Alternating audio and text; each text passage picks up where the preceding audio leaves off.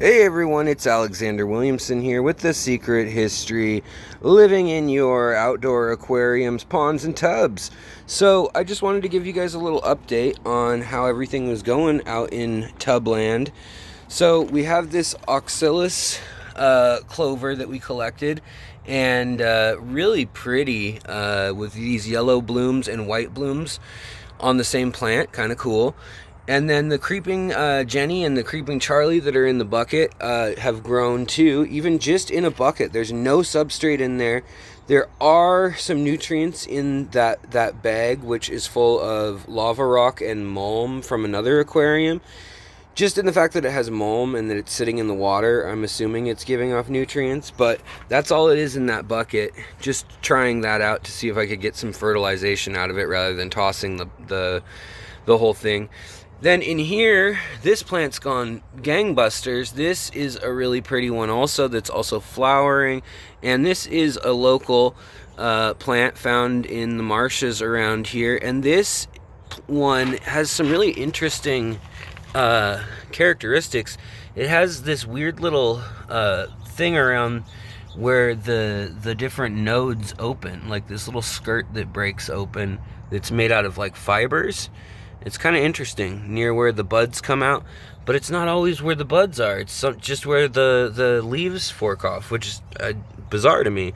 So, in any case, we've got that going on, and it's growing well. This is Persicaria maxillatus, I believe is what it's called. Yeah, and then here we've got a little friend from the tank, which is the beautiful, you see the sparkles on them. When they're outside, you really get those colors. It's early in the morning and we don't have the sun. It's a smoky day here in Washington. Forest fires all over. But you can see, look at all the eggs that she's holding. She's got probably maybe 8 to 10 eggs on her belly back there, right by her cloaca, and then she's holding them with those back fins in place, and she will pass them off to these other fellas. Well, actually, she'll pass them off to some plants once they are fertilized. Now, it looks like the other female is the other large one right there. So these are the orange ones that I got from Aquatic Arts. Really doing well, really looking pretty. This is the tank that's like 3 years old, the substrate in it, and that we moved from the old house. And it's amazing, all these plants just regenerated from whatever was in the tank already. All the aquatic plants, that is, including the really nice well, you can call it whatever you want, azolia or water fern, but looks really nice. And also, what's really cool, if you've watched the live streams, we have found out that it changes color. So it's kind of a seafoam green or turquoise if you have alkaline water, and if you have neutral water, it's kind of purple and turquoise, kind of like over here. And if you have acidic water, it is red, and that's because of the anthocyanins in it, which are chemicals in a plant, but they're also pigments that creatures can have in them. And it's what makes all plants, if they have a blue or purple tinge to them, it's pretty much the culprit. So that's pretty cool. And let's see if we can hold this up and see one more time this fish in a little bit better light. No sunlight per se, no beams of sunlight, but just a good looking fish, lots of eggs. And it's been really warm out. It's been hitting 95 degrees Fahrenheit out. And I haven't seen any mosquito larvae this year. So I'm assuming the fish are just eating it all as soon as they get in here. Because the fish are looking fat and sassy. I have been supplementing their food, which they do seem to eat a little bit of. But just with a little bit of flake, nothing crazy or nothing super special. You can see there's a dragonfly nymph shell over there, or caddisfly, something like that. But I haven't seen any major predatory issues of any insects, like sometimes the dragonflies will get in here and cause issues. And the other thing is, I'm not seeing them right this second, but at night, if you get a strong powered LED, you can shine it in the side of the tank and you can see all sorts of little seed shrimp and copepods and daphnia and things like that, which is really a good sign. And most of my tanks are showing that. And so I just definitely want to take scoops of this water and substrate and kind of spike all the little tubs I have that are newer. So kind of cool that that's all going well and up to speed. It took a little longer than I had hoped for, being August and all, but it's finally occurred. So yay, they are reproducing. And I have seen little babies, but I do think they are eating their babies. Either that or they're hiding under the active chunks of the seaweed looking stuff there, which is algae. It's filamentous algae of some sort, like the green hair type of algae. So they could be stuck in that kind of somewhere under there or hiding in that, but I did see them come out in the open water at night I had a flashlight shining. So good signs all around there. And it seems like they're eating the duckweed or something. There is also a pandagara in here too. So it could be that's eating the duckweed, because the Zola definitely has taken over and the duckweed is a secondary to it, which I think is interesting. I'd rather have that anyhow. It's bigger and easier to deal with, and it's just kind of interesting with the color changes and all. So that's the story on this tank, and now that you've gotten the kind of in-depth story, we'll kind of just hop around and take the quicker story with the other tanks that we've got going. Alright guys, so out here we have the other tubs. In here we've got yohiki rice fish, which are the kind of golden ones with the sparkles on them again, but they've also got some kind of creamsicle patterns to them. They're a different line than the bright orange ones that are just orange. And then in here they're showing off for you today. We've got the rosy barbs looking really good. We've got 4 females and 2 males.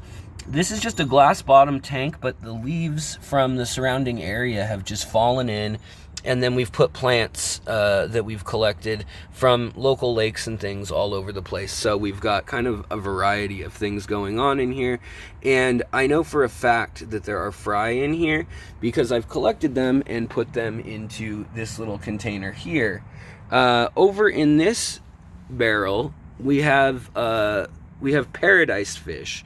And so we'll take a closer look at all these things I'm talking about soon, but we've got paradise fish, and I think they've had babies, and I think the babies are going to be, I think anyways, they're going to be a version similar to their father, because their mother and one of the fathers in the tank, see here's one right here, this is the albino one. And then here is the albino female. Whoops, there we go. So there's both of them right there in the same shot together. But we have one male that is also, so we got another albino female, and then we've got another male that is normal. He's not albino. And because of this, the albino is recessive.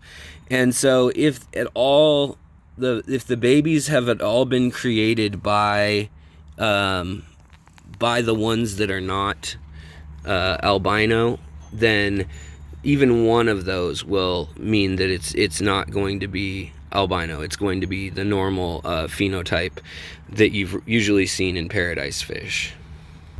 Now these fish are bubble nesters, and they will definitely they'll blow a little nest up at the top like a betta would, and then they will come back and they will kind of guard it, and the eggs they'll lay in the top water, and then the fish, the fry, when they hatch, will kind of swim all over. However, I wish I had a bigger container because they are definitely eating their young in this container. Let's take a look at the Yohiki rice fish over here, and you can see here we've gotten such a buildup of this azolla that it's kind of problematic. I mean, it's too much, so we can set it aside. If anybody wants it locally, you know, I just try to give away chunks of it or include it free when they buy plants. But basically, I mean, it just generates it. Now, this is another one that's plain bottom, but you can see, look how much debris has built up from just using moss and other leaves and tannins. It's got a really thick bottom layer of that. So then here you can see the really pretty white with the orange together, and they're also having babies. The babies are hiding in the day pretty well. You see them at night. They kind of come out separately from the adults if you clear a little space at the top water. So I'm hoping that they're going to start to grow up and I'll see some mid-size. So far, I'm still only seeing babies under a month old. Now, the other thing about this tiny container that I wasn't sure how I felt about it, but I decided to give it a go because I also put rocks all over the bottom of this container, which then allowed me to do a lot more with the fish. But here, as you can see, we've also got a native fish. This is a gambusia. So let's show you guys. They really just look like a big old guppy, and this is a big pregnant female. And the females are pretty plain looking. The males have a little bit of a line down the side and some banding. But this is the gambusia, or basically the mosquito fish. And I just wanted to try them out. And yeah, sure, they're easy to breed. They're not super exciting, but they are super hardy. So, coming over here, let's see if we can see them. Coming over here, let's see if we can see them. They hide pretty well, surprisingly, down at the bottom. They stay still during the heat of the day. But remember how I said that the azolla, depending on the water being acidic, it'll turn red, and if it's tannic, it'll turn turquoise? Well, we've got a turquoise bin over here, greenish turquoise, sea foam colors come out. And then we really get the reds because this is very acidic water where it's been breaking down tannins, and then just green waters forming too. But up here we have some of the little fry, if you can make them out. They're swimming around right up at the very top. But some of them could be from the barb container that I put in here about 2 weeks ago, and some could also be from the paradise fish. So we don't really know where they're from. This is another container that's doing super well. I'm really happy with this one. This one, again, just a tote from Lowe's or Home Depot, doesn't really matter. You can see that there are babies in here of both Danio, longfin Danio, and guppies have both had babies in here. These are the guppy strain that I gave to a friend, Jackson Tax, if you ever see her online. I gave her a strain of these, and maybe 2 or 3 years ago she had them out in a pond, and then she returned them to me about 6 months ago, and back to the pond they've gone. So it's just kind of interesting. I mean, they'll fall through the holes, the littler ones of these species here, or of these specimens here. But again, this is full of plants that I've collected locally, which I'm pretty happy at some of the findings this year. A lot of Ludwigia leucostris and a lot of Ludwigia inclinata, which both surprised me, the inclinata narrowleaf. And then we've also got Persicaria maculata or maculosa, and then we've got the Ludwigia persicaria, which I know that gets confusing, but they're both looking good and coming out of the water, growing submerged. They're not really rooted. I mean, what's at the bottom here is a mix of lava rock and river pebbles, And then there's all sorts of floating plants, and some have worked out better than others. Some are kind of falling apart and dying. Some of the nice Nicaea golden that I found doesn't really seem to be doing so well here. But then there's other things like the Myriophyllums and the Nagensis grass that are doing great, that are from lakes around here. But the real nice thing is the colors on these guppies. I mean, they're just beautiful. We don't even have the sun out, and you can just see that they have incredible coloration, which the sun will do that, and also just the diet of eating really natural foods, you know, eating mosquito larvae, eating microcrustaceans, all that stuff. So we've got the longfin danios in there that are the zebra danios. And then we've got some guppies. They're feral guppies, essentially. Then over here, we've got kind of a neutral tank. But in here, we've got 24 karat and normal white clouds. And they're just doing their thing. I think this needs some more moss, even though there is a lot of moss and hornwort and all that stuff. When I pick it up like this, I can frequently, if I were to plop that on the table, I would see little teeny fry hopping out of it, which is great. But I think the fry are getting hunted pretty easily in there still, and so I kind of want to make their experience a little bit better than being chased all the time. So there's that. Then over here we have kind of the most delicate or boring, maybe hard to see, tub, which is going to be the Miyuki Sparkle rice fish, which are this dark blue, and they can be pretty shy. These are actually yucca leaves that have fallen into the water, and they do provide some sort of tannin, or, you know, some effect to the water, I'm sure, but don't know what it is. Doesn't seem to be harmful, but I'm always pulling them out of these two tubs in particular. And there's a lot of them in there, so they must not be toxic or anything of that sort. But just a heads up, if you've got a yucca plant that has flowered, yeah, it's probably not toxic to the little fish, which is good. But in here, we've got a whole gaggle, I think there were 12 when I put them in here, of the least killifish. Now, in 12 gallons of water, that means that I will see them exactly no times ever when it's filled with moss like this, to give them a fighting chance to stay away from the Japanese rice fish. But I do actually, once in a while, I'll scoop some up and find some. But I haven't been seeing that many babies. This water has been real warm. I mean, it's been a really hot summer. And we've been pushing 80, 90 degree days all summer long, basically.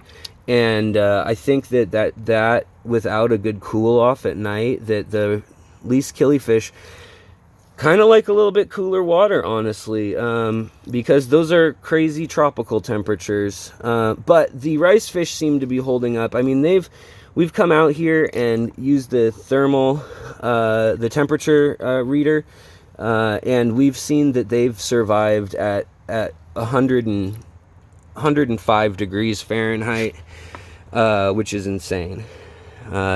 Likewise, the same exact fish, literally the same individual fish that we found on the side of the house, the big female, she had survived under the ice too in February out here. So what an awesome range of survival, you know, they have. What incredible adaptation.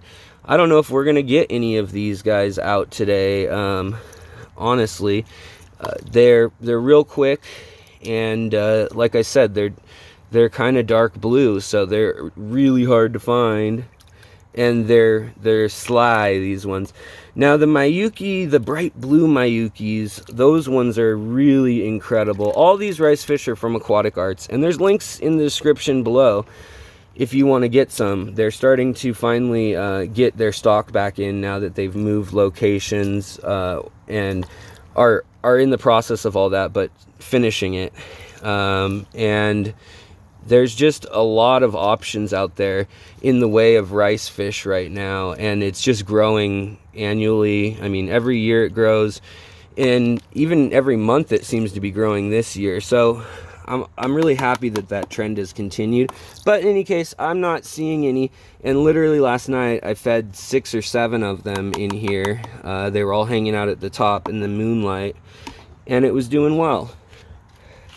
Over here we have a green algae tank. Now there's also a bluegill baby in here, but this tank has algaed up almost instantaneously. There's a bluegill, and there's also a pumpkin seed baby in here. And then I put any sort of little crayfish or little critters that bugs and stuff that are water bugs that I catch when I'm out looking for other creatures. I also put those in here just to give them some food. But though the water in here is real brackish, I wouldn't put anything other than these natives that basically came from a water bottle that I started with tap water and a water bottle culture from the lake they were from. And this water has turned so green, so dirty. I mean, it's like pea soup compared to the other tubs, which are just kind of this light off yellow to off green. And I think it's really just because it had so much life in it, so much micro flora and fauna, that it just was able to rage once the sunlight got it and it was on its own. So and let's see if we can get there without them hitting the deck. But here's one of those rice fish. If we can get the glare gone, let's see, I might be able to catch it. Well, here's a least killifish. We didn't get the rice fish, but the point being is that they're in here, and the clean out is going to be very interesting, trying to account for who's where and what. Okay, here's one of the rice fish. Oh no, never mind, that's a large least killifish. Wow, that's big girl, ready to have babies any second, which is great because they were pretty young when I put them in here, not even 2 months ago. So they grow within a month and a half to 2 months, ready to reproduce. Real quick spawners. Also, here are those little, can you guys make those out? The little teeny long-finned zebra danios mixed with some little guppies, and then some more guppies with colors that are just phenomenal. Just a random mix of all my favorite strains of guppies, gone for several years but together and then reunited, and it feels so good. But that's kind of what's going on. Nothing super over the top out here this year. Just some basics, and basically I'm just doing the things that are easy.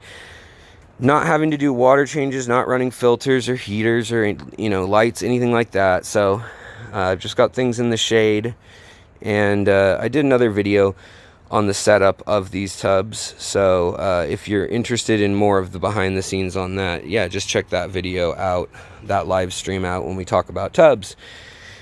All right, guys. Well, I will touch base with you guys again soon, hopefully. Whoa, a bee literally went up my shirt. That was uncomfortable, emotionally speaking. Bald face hornet. Any case, all right, this time for real, I'm gonna go, and I will talk to you guys later. Have a good one. Bye.